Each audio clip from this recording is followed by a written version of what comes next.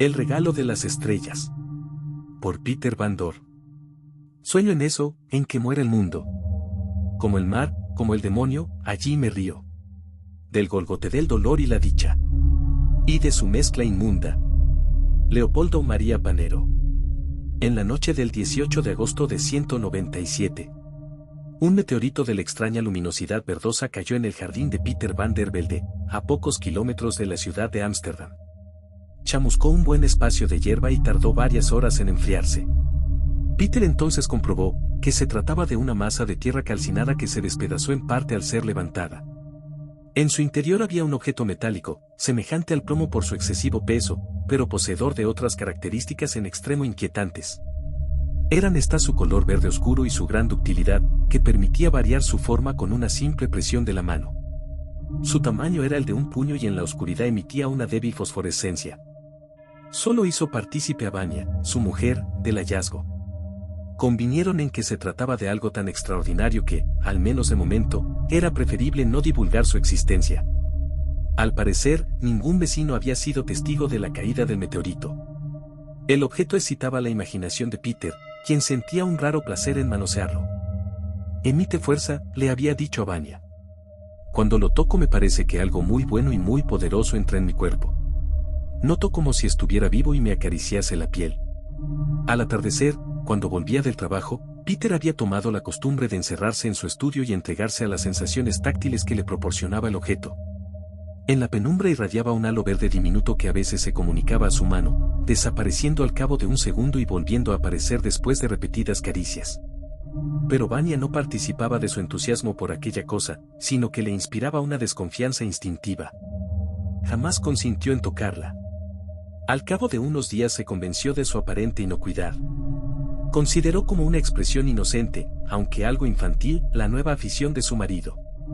Y como la novedad dejó de serlo, acabó olvidándose del meteorito.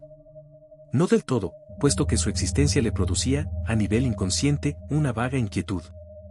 Peter, por el contrario, se mostraba crecientemente entusiasmado. Había advertido que la cosa, de ordinario fría, comenzaba a calentarse después de repetidos toques, como si algo vivo despertase en su interior. Sin saber exactamente por qué, guardó este nuevo descubrimiento para sí. Se resistía a aceptar, pese a su evidencia, que algún inusitado lazo de carácter afectivo se estaba estableciendo entre ambos, como si el metal verde hubiera adquirido la categoría de un animal doméstico. Las cosas marchaban bien, extraordinariamente bien, para Peter desde la caída del meteorito. Una calma armoniosa se había asentado en su espíritu. Dormía menos horas que antes, pero la profundidad de su sueño, sin sueños, era tan envidiable como su carácter, en extremo reparador. Desapareció, como por encanto, el lastre de antiguas melancolías y su mujer pudo comprobar, noche tras noche, un inesperado y gozoso aumento de su virilidad. Estaba siempre pletórico y su vida se había convertido en el discurrir de un sol sobre un cielo carente de nubes. Rendía en el trabajo el doble que antes, se incrementó su lucidez mental y se veía capaz de resolver sin esfuerzo cualquier problema. Era reconfortante comprobar hasta qué grado se había intensificado el color de sus mejillas. Con qué cordialidad sincera y espontánea trataba a todo el mundo y cómo desapareció por completo su necesidad de recurrir a estimulantes. Dejó de fumar y de beber y se entregó, en cambio, a placeres más suculentos. A consecuencia de su redoblada actividad vio redoblados sus ingresos y podía permitirse lujos gastronómicos tan sustanciosos que el perímetro de su cintura comenzó a aumentar. En suma, deba gloria verle. Su organismo se había adaptado tan perfectamente al medio que había alcanzado el techo de sus posibilidades vitales. Lo que era, para Peter, como tocar el cielo con las manos. Le rozaron las equívocas alas del triunfo y sus compañeras de oficina, e incluso algunas chicas con las que se tropezaba por la calle, comenzaron a mirarle con cierta clase de fiebre. Tuvo, incluso, alguna aventurilla pasajera y sumamente satisfactoria a espaldas de Vanya. Se sentía el hombre más feliz de la tierra, achacaba la causa de su felicidad al regalo que, inmerecidamente, le había venido de los astros. No se acordaba de que las frutas perfectamente maduras terminan siempre por caer del árbol. Su nueva naturaleza rolliza traspasó los límites de la armonía, pero no lograba saciar el hambre. Se estaba poniendo demasiado gordo. Pero lo más triste fue que una noche el metal celeste dejó de emitir su fosforescencia. Se volvió duro y frío como un informe trozo de mármol verde. Era una noche de diciembre. Vanya dormía a su lado, en la cama contigua. Helados vientos del norte habían barrido las habituales brumas de la estación, y a través de la ventana podía ver la dureza diamantina de las estrellas refulgiendo como una congregación de ojos acechantes. «Me van a pasar la factura», pensó de pronto, y sintió miedo.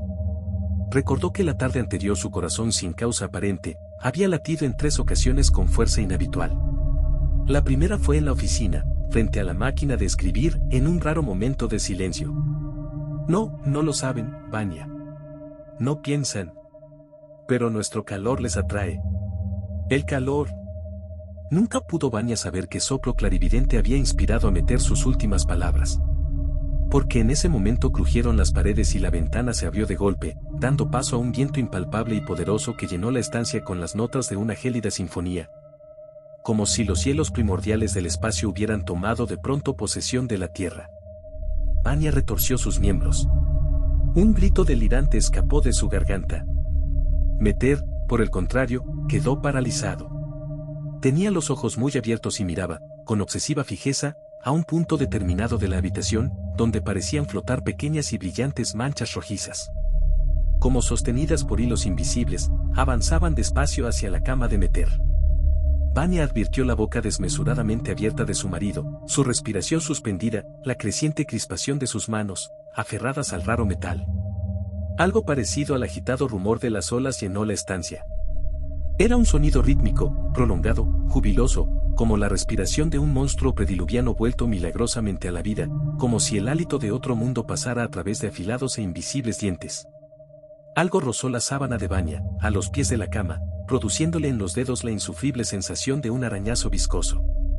Pero nada veía, sino las manchas gelatinosas avanzando torpemente hacia el petrificado cuerpo de Meter, hacia el infinito horror reflejado en unos ojos a los que pronto les sería negada la luz para siempre.